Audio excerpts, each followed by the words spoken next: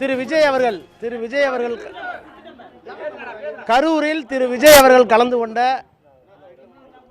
அந்த பிரச்சார நிகழ்ச்சியில் விலை மதிக்க முடியாத 41 உயிர்களை நாம் இழந்திருக்கிறோம். அரசியல் மனமாச்சரியங்களை தாண்டி இழந்தது மனித உயிர்கள் என்கின்ற அந்த அரிய உணர்வோடு, உன்னதமான உணர்வோடு மாண்புமிகு முதலமைச்சர் அவர்கள் உடனடியாக சென்று அவர்களை எல்லாம் சந்தித்து நிவாரணம் அறிவித்து இரவே திரும்பியிருக்கிறார்கள். இது திராவிட முன்னேற்ற கழகத்தினுடைய நெடிய வரலாற்றில் இப்படித்தான் ஒரு தலைவர் இயங்குவார் என்பதற்கு அண்ணா காலத்திலிருந்து உதாரணம்.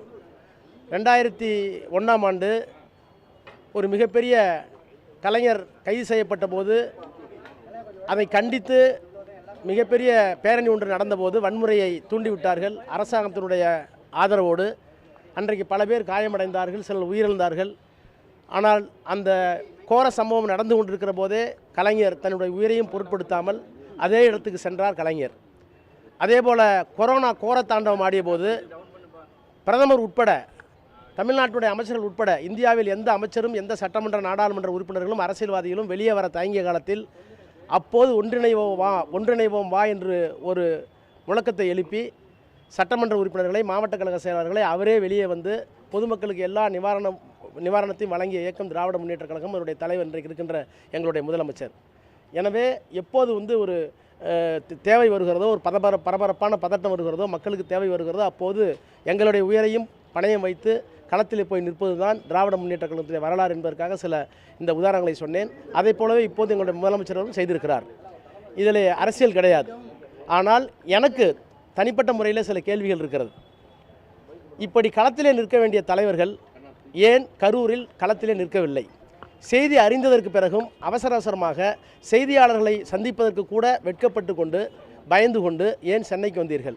ஒன்றை என்னால் உணர முடிகிறது. அவர் ஒரு பிரபலமான நடிகர். அவர் இருந்தால் மீண்டும் கும்பல் கூடும்.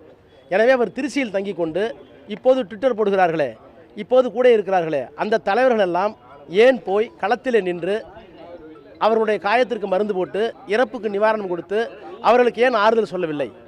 அவர்களை அறியாமல் அவர்களிடத்தில் இருக்கிற கில்ட்டி கான்சியஸ், குற்ற உணர்வு, நம்மால் தான் இது நடந்தது என்கின்ற ஒப்புதல் அவர்கள் மனசாட்சியில் இருக்கிற காரணத்தினால் அவர்கள் ஓடி வந்து விட்டார்கள் தான் உண்மை. அதையெல்லாம் விட மிகப்பெரிய கொடுமை, அதில் முக்கியமான இடத்தில் அந்த இயக்கத்திற்கு பணம் கொடுக்குற ஒரு முக்கியமான இடத்தில் இருக்கிற ஆதவ் அர்ஜுனா என்கின்ற நபர் ஒரு ட்விட்டர் போடுகிறார். அந்த ட்விட்டரில் நேபாளத்தில் நடந்தது போல் இங்கே ஒரு புரட்சி நடக்கணுங்கிறார். அகில இந்தியாவுடைய வளர்ச்சியே வெறும் 8.5%. ஆனால் இங்கே 12% நெருங்கிட்டு இருக்கு. இங்கே அமைதியாக இருக்கிற தமிழ்நாட்டில், வளர்ச்சியை நோக்கி நகர்ந்து கொண்டிருக்கிற தமிழ்நாட்டில் ஒரு புரட்சி வர வேண்டும் என்று இந்தியாவினுடைய இறையாண்மைக்கு, ஒருமைப்பாட்டுக்கு எதிராக சாவர்னிட்டி அண்ட் இன்டெகிரிட்டி அண்ட் இந்தியான்னு சொல்கிறாங்களே கான்ஸ்டியூஷனில், அதற்கு எதிரான ஒரு கருத்தை பதிவிட்டு அதுக்கு விமர்சனம் வந்த உடனே எடுக்கிறார். நான் தமிழ்நாட்டு மக்களுக்கு நன்றி சொல்ல வேண்டும்.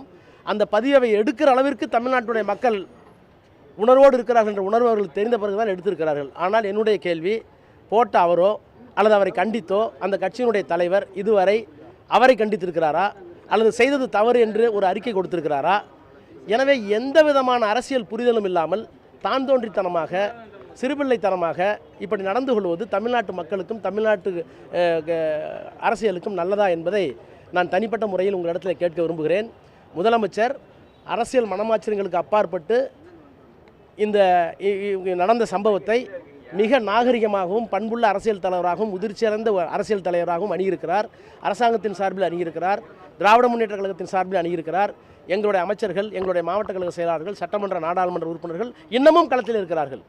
இதைவிட ஒரு இயக்கமோ ஒரு தலைவனோ இப்படிப்பட்ட ஒரு நிகழ்விலே எதிர்கொள்ள இயலாத அளவுக்கு ஒரு தனிப்பெரும் தலைவராக இருக்கிறார். ஆனால் எனக்கு ஏற்பட்ட அந்த 2 கேள்விகள், ஏன் இங்கே ஒளிந்து கொண்டிருக்கிறீர்கள்? ஏன் மக்களிடம் இதுவரை நீங்கள் செல்லவில்லை? நீங்கள் செல்ல வேண்டாம், நீங்கள் நடிகர். ஆனால் உங்கள் சார்பில் இருந்த தலகர்த்தர்கள், அந்த மாவட்டத்து தலகர்த்தர்கள், பக்கத்து மாவட்ட தலகர்த்தர்கள், மாநில பொறுப்பாளர்கள் இதுவரை ஏன் செல்ல தயங்குகிறீர்கள்? அது நீங்கள் உங்களுடைய குற்ற உணர்ச்சியை காட்டுகிறது என்றுதானே பொருள். இன்னொன்று, இப்படிப்பட்ட பதிவுகளை எல்லாம் போடுகிற ஒருவரை கண்டிக்காமல், கட்சியை விட்டு நிற்காமல் இன்னமும் உங்களோடு வைத்துக் கொண்டிருக்கிறீர்களே, இது இந்திய அரசியலுக்கு, தமிழ்நாட்டு அரசியலுக்கு நல்லதா என்பதை கேட்க விரும்புகிறேன். அவ்வளவுதான்.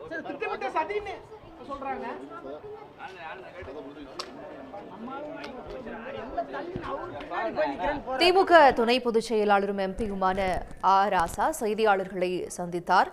அப்போது விலை மதிக்க முடியாத 41 உயிர்களை இழந்திருக்கிறோம். மனமாச்சரியங்களை தாண்டி முதலமைச்சர் அன்று இரவே அந்த இழந்த குடும்பத்திற்கு ஆறுதல் தெரிவிக்க விரைந்தார். ஆனால் அந்த கட்சியின் தலைவராகிய விஜய் ஏன் ஓடி ஒளிந்து கொண்டார், குற்ற உணர்வினால் ஒளிந்து கொண்டார்கள் என்றும் அவர் செய்தியாளர்கள் மத்தியில் தெரிவித்த கருத்துக்களை பார்த்தோம். உடனுக்குடன் செய்திகளை தெரிந்து கொள்ள சன் நியூஸ் பெல் ஐகானை கிளிக் பண்ணுங்க.